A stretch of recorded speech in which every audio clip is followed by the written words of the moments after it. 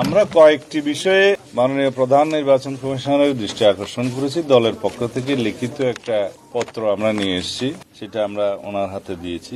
কয়েকটা বিষয় যেটা মনোনয়ন পত্রের সাথে সংশ্লিষ্ট।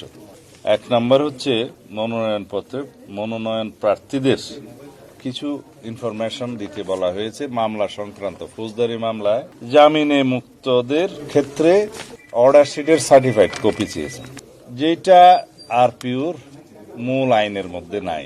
আরপিওর মূল আইনের মধ্যে আছে 12 অনুচ্ছেদে শুধু মামলার বিষয়ে তথ্য দেওয়া, যে কারো বিরুদ্ধে ফৌজদারি মামলা থেকে থাকলে আগে সেটার তথ্য দেওয়া। এখানে জামিননামার অর্ডার শিটের কোনো সার্টিফাইড কপি দিতে হবে এরকম কোনো বিধান নাই।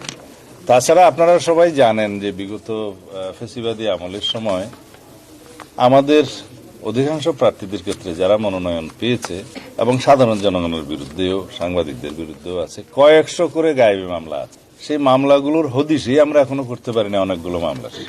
তো সেই জন্য আমরা বলেছি যে মনোনয়ন পত্রে ফৌজদারি মামলার তালিকা অর্থাৎ আরপিও অনুসারে ইনফরমেশনটাই যথেষ্ট, certified copy of bail, bond এক্সেট এগুলো যেন না চাওয়া হয়। দ্বিতীয় হচ্ছে অভিযুক্ত। এখানে অভিযুক্তের ক্ষেত্রে বলা আছে কিছু বিধান আছে, যদি অভিযুক্ত হয় মনোনয়ন পত্রে চাওয়া হয়েছে যে আমি কখনো ফৌজদারি মামলায় অভিযুক্ত হইনি, যদি সঠিক হয় হ্যাঁ বলবেন, আর যদি বেঠিক হয় না বলবেন। তো যেখানে আমরা তথ্য দিচ্ছি মামলা, সেই সমস্ত মামলায় অভিযুক্ত যদি শব্দটা প্রযোজ্য হয় তাহলে সেই অভিযুক্ত শব্দটা আইনের ভাষায় হচ্ছে framing of the charge by the court. এই শব্দটা আছে যে আদালত কর্তৃক অভিযোগ গঠনের ক্ষেত্রে অর্থে সেটা যেন গণ্য করা হয়। তাছাড়া হাজার হাজার মামলায় শয়ে শয়ে মামলায় কে কার বিরুদ্ধে এফআইআর দিল, কে কার বিরুদ্ধে কমপ্লেন কেস করলো, এগুলো সব চলে আসে। তো ওনারা এটা পরীক্ষা করে দেখছেন এবং আশ্বাস দিয়েছেন যে ওনারা এটা যথেষ্ট গুরুত্ব সহকারে দেখবেন। 3 নম্বর হচ্ছে ব্যাংক অ্যাকাউন্ট। বলা হয়েছে প্রার্থী অথবা এজেন্ট, নির্বাচনী এজেন্ট ব্যয় নির্বাহের ক্ষেত্রে একটা ব্যাংক অ্যাকাউন্ট খুলতে হবে। তো বলা হয়েছে, প্রথমে বলা হচ্ছে যে প্রত্যেক নির্বাচনী এজেন্ট বা যে ক্ষেত্রে নির্বাচনী এজেন্ট নেই সে ক্ষেত্রে প্রতিদ্বন্দ্বী প্রার্থী। তো এটা একটু উল্টিয়ে লিখলে ভালো হয়।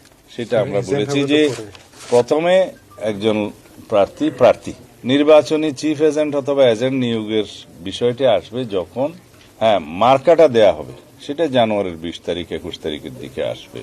তো তার আগ পর্যন্ত তো প্রার্থী নিজেকেই ব্যাংক অ্যাকাউন্টটা খুলতে হবে। তো সেই জন্য আমরা বলেছি প্রথমে লেখেন যে প্রার্থী অথবা নির্বাচনী এজেন্ট।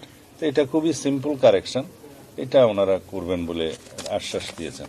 তো এই কয়েকটি বিষয় নিয়ে আমরা দৃষ্টি আকর্ষণ করার জন্য, এবং যেহেতু সময়টা খুব কম, ইতিমধ্যে 29 তারিখে শেষ দিন মনোনয়নপত্র জমা দিতে হবে, একটু দ্রুততার সাথে এই বিষয়টা স্পষ্টীকরণের জন্য আমরা ওনাদেরকে অনুরোধ করেছি। ধন্যবাদ।